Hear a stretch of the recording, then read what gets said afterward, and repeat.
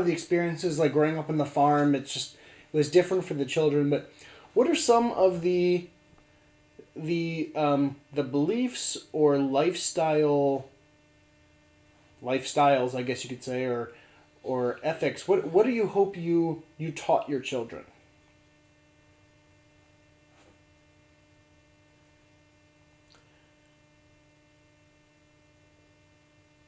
Uh, It's a tough question. yeah, yes, it is. Um,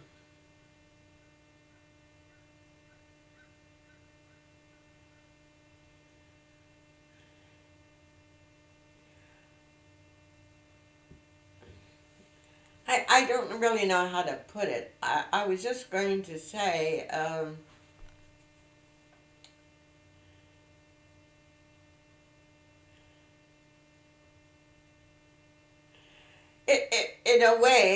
in a way, it was a simple life. Living on the farm, watching things grow, the handiwork of God, watching things grow, the quietness of the outside world being a little shut away from you, uh, I think was all helpful helpful in growing up. But then there was a time when after you wanted to get into the world and part of it. But I think you always had the serenity that God had watched you through the growing up years of the farm, the quietness of it, the author of everything growing and everything. I sort of think that sort of goes with you as you get older and just get into humanity and the turmoil of just humanity. But you had the sereneness of of God being the head of a quiet life, like on the farm, and with things just growing up in God's own way on the farm. That the life in a city or town is a far from that kind of life is far from the life that the serenity that God gives when you have Him away from the turmoil of a lot of people or a city. You can have some of that serenity in your own life and yourself if you have the right contribution, like on a farm away from a city. Now I don't know. Maybe that's only my interpretation. Well, no, I think there's a lot to that. So from that experience, what do you hope your children Well, got I from it? hope that is sort of um, a background that they know behind everything or all turmoil of life there is God, and that God rules, or you can go to Him for the serenity that He always has. A life of turmoil is not what you find the happiest in growing up or living anywhere. You hope for that serenity and a place where you can feel yourself and God, Hmm. or the peace of God. I guess the peace of God is what you look for, and you don't find that in a humming environment. You find it little places alone with God. And I just think a way that I had of living up, you had to depend a whole lot on God because you didn't have a lot of the conveniences that you hoped for or would have liked to had. You had to make do yourself with the help of God. You had to depend so much on God. And that helped you to give strength, I think, in your life.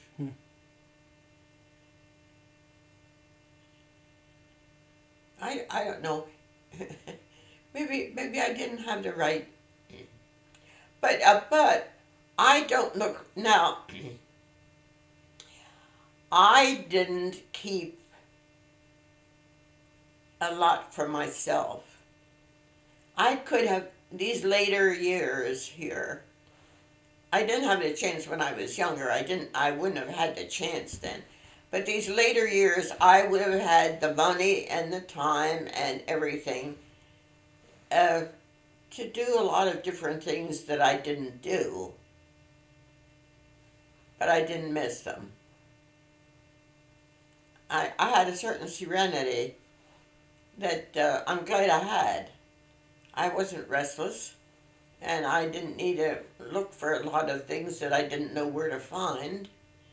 I had a serenity right with my own home, and I'm thankful that I had it. And yet I could reach out and let the younger people have a time to develop their lives, or to develop what they would have liked to do. They all had pretty much opportunity. Do you hope that? It sounds to me like what you're describing is one of the very basic principles of the Mennonite faith. Yes, it is. The idea of simplicity, of living very simply. That's exactly what I did. Do you hope that your children and grandchildren and great grandchildren also do that? Listen, the environment they live in has a whole lot to do with the kind of lives they're going to have. And I don't think the future is going to repeat itself. I mean, no, I didn't say that right. I mean, the past is not going to repeat itself, not the future, the past. The future takes care of itself, But the past is gone, and the children are not going to have a similarity to what we had years ago. Not much. It's gone too far the other way. Now they'll have to. Now I hope that they still find their faith in God, and that they really turn to God for the help that they need to get through it, because we ourselves aren't going to find much just in ourselves. And I think the only way you're going to find it is if you find it in the faith that you have in God. I think that's about the basic thing left. The earth is not tuned that way. No, it's tuned for self and gratification and all that sort of thing. And those are not the things that are going to be the lasting things that bring you happiness. So I think if you can find a level of contentment, but always looking to God, I think that's the only place that you're going to find the real things of value anymore. If things are going too far the other way. And he's being sort of squeezed out of the most everything. So then what advice, if you had to give advice to the family, what advice would you give to all of us collectively for the future now? Well, the only thing that I can really think of is try to strengthen your faith, because only seeing through the eyes of God what's right and wrong, or to get inner peace within yourself. Really, all has to come from your faith in God. You're not going to find it in earthly things. So I guess that's the only thing that I could think to fall back on. That's the only. Yeah, you need God's help along the way, and faith in God is really the only way you're going to get it. Keep your eyes off the world, and try to focus on things that God would have you to do, and do it with God's help, not your own. That's the only. Now, I don't know whether this makes sense to you or not, but basically, when it all boils down to, we're just down here for a certain length of time, and then it's the big decision of where you're going to spend the next years of your life. Yes, and some now like Dick, that bothers me no end. That Dick had the most intellectual help of anybody in the family, and he's come to the wrong conclusion. That bothers me no end. If there was only something that I could do to help him find the way, and and I daresn't lift my voice. And to me, I think lots of times, when I wonder, why am I still here at 99? And I think, well, there must be a reason, and maybe it is Dick. And yet, the only thing that I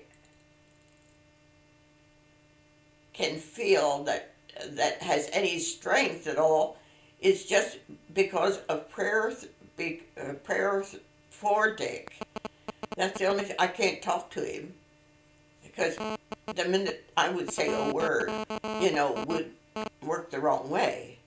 So I daresn't say a word to him, and yet he don't know how much he needs the help that somebody. He himself, if only you could penetrate that shell that he's built around himself. That, to me, that's the saddest thing that I have to face. And I marvel that I have 4 children, and he was the last one that I had. And I think, well, I shouldn't have had. I was 40. I would have been 41 in June, where he was born April the 26th. I was that close to 41.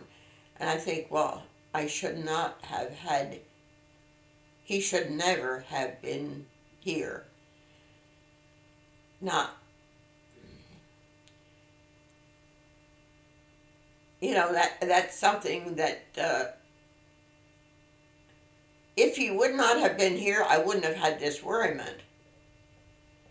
And now I'll die with it because it won't be solved. But I have to leave that in God's hands too. I was going to say, it sounds to me like faith. That, ultimately, God's powerful enough to do anything. Right? Oh. So if God wants to work on Dick, he can.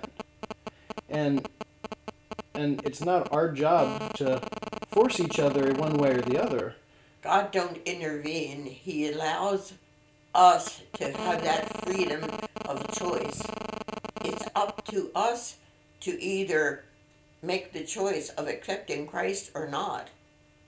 He don't tell some people you don't have the choice. you're not going to believe. He leaves that up to the individual.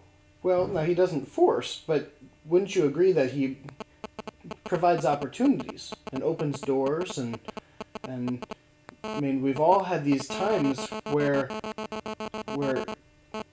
God has looked after us and provided for us, and sometimes it's in our darkest hours. Um, Oh, and he would be there for us. yeah, I have a hard time imagining that God doesn't. Washes his hands. Yeah, just says, well, whatever happens, happens. And so, I hear you. The last couple of times we've talked, I've heard you really expressing stress about Dick, and I do have stress about Dick. And unless he himself makes the choice, God is not going to interfere and force him to make a decision. no, God is not going to force him to do that. no, And if he's going to keep on in the way he's going to end up without a good life hereafter. Mhm. He's headed for the wrong direction. And God's not going to intervene. He's going to leave it to Dick to make the choice. He's going to leave him make the choice. It isn't God's choice that Dick is the way he is. God is leaving it up to Dick. Now, it sounds like that it isn't even worthwhile to pray for Dick. That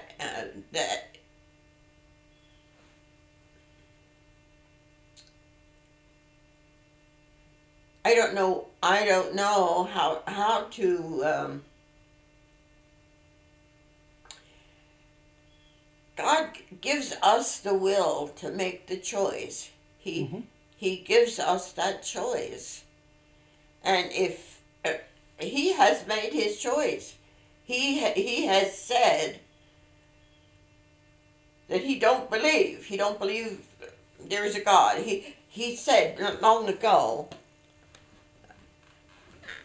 that he thinks when you're dead, you're dead. Now that's not true either. And of course, he don't even believe the Bible at all.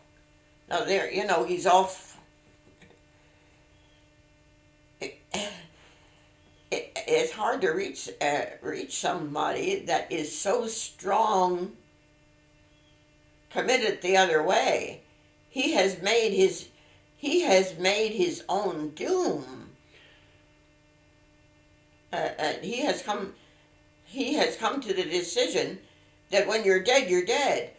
God doesn't say that. Okay, but I guess my point is, Nana, it's not over yet. No, With Dick, he would have a if anyone could reach him. Well, but it doesn't have to be a person. I think sometimes God provides experiences that sometimes people on their own. You've heard all kinds of stories of people who have a near-death experience. Absolutely. They're in a horrible car accident, and afterwards, Absolutely. the world looks different to them, and they have a conversion experience. And I guess That's a miracle. Absolutely. And so God does intervene. He doesn't change you, but he sometimes provides opportunities for you to change yourself. I think he has had opportunities. I think he's had them already. Well, but my point is it's not over yet. And so when you said a moment ago, wondering whether it's useful to pray or not, absolutely. Because there's still all kinds, and this is where faith comes in. Well, I still pray. Having the faith that God will provide these experiences where it will be resolved well. But I don't know that we should feel that it's our responsibility. I hear you really kind of beating yourself up over this, and you've done an awful lot to lead the family in the right direction, and I don't want you to take it. Well, I go back to the time when I can see him lying there in bed, and I standing at the door, and he telling me that God doesn't hear him when he prays.